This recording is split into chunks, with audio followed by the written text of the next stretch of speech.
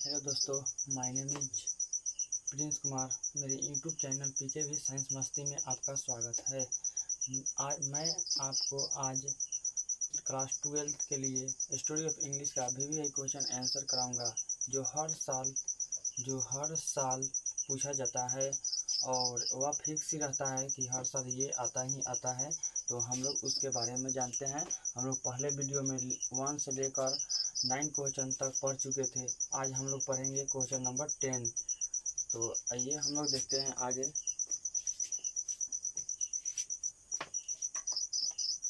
पहला क्वेश्चन है, English developed into a single standard dash English. तो होगा क्वींज इंग्लिश।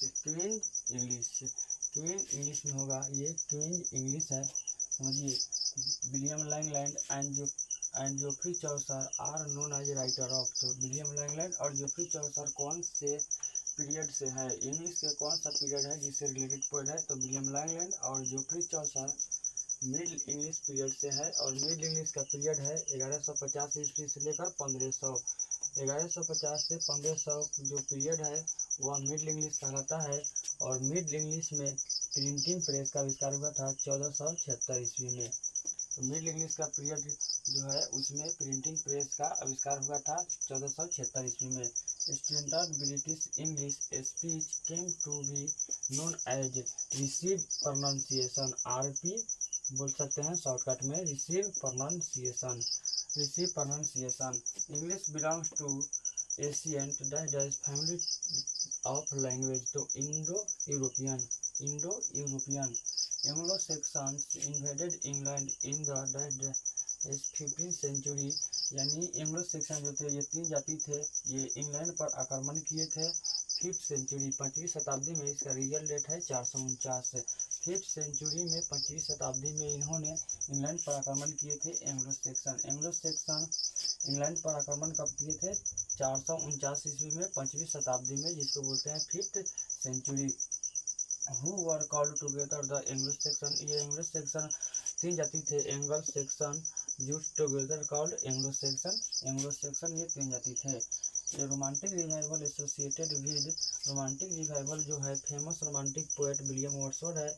और विलियम वर्ड्सवर्थ 20वीं सेंचुरी के पोएट है, 20वीं शताब्दी के पोएट है। ओल्ड इंग्लिश का जो पीरियड है 449 से लेकर 266। और 18 क्वेश्चन नंबर 18 देखिए यहाँ पे है। तो 18 नंबर क्वेश्चन जो है देखिए, middle English covers. Middle English का जो पीरियड है 1150 से लेकर 1500।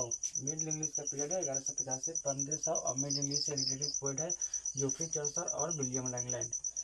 The latest period in the growth and development of the English language में be called the era of new English उसको बोला गया।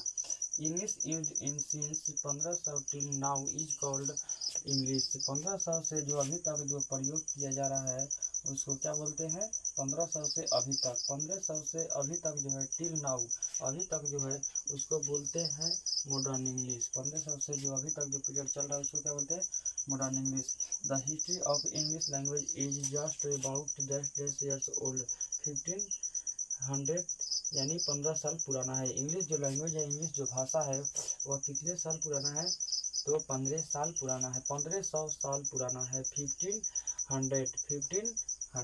15 साल पुराना है या 1500 साल का पुराना है ये इंग्लिश लैंग्वेज जो है कितने साल पुराना है? तो 1500 साल का पुराना है।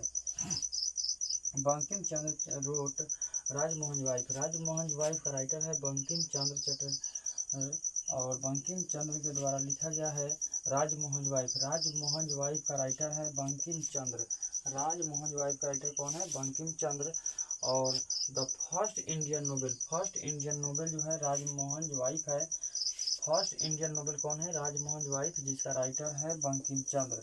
और first Indian Nobel in English 1864 ईस्वी में यह पब्लिश हुआ था। फर्स्ट इंडियन नोबेल का नाम है राजमोहन वाइफ और इसका राइटर है बंकिम चंद्र। और यह 1864 ईस्वी में लिखा गया था। प्रकाशन डेट पूछा गया है, पब्लिश हुआ था 1864 ईस्वी में। In the old English period the two major influence to were Latin and Latin and Scandinavian, Scandinavian, Latin and Scandinavian होगा, ये दो इन्फ्लुएंस थे। The word drama come from Greek, जो वर्ड ड्रामा शब्द जो है, ड्रामा शब्द वह कहाँ से आया है, ड्रामा शब्द तो ग्रीक का शब्द है। ड्रामा शब्द कहाँ से आया है, तो ग्रीक का शब्द है। The word drama come from Greek. What is the language of Anglo Saxon, Anglo Saxon का जो भाषा था वह क्या था, what is the language of Anglo Saxon, Anglo Saxon का जो भाषा था वह क्या था, तो जर्मेनिक था। एंग्लो सेक्शन का जो भाषा था वह क्या था, जर्मेनिक था।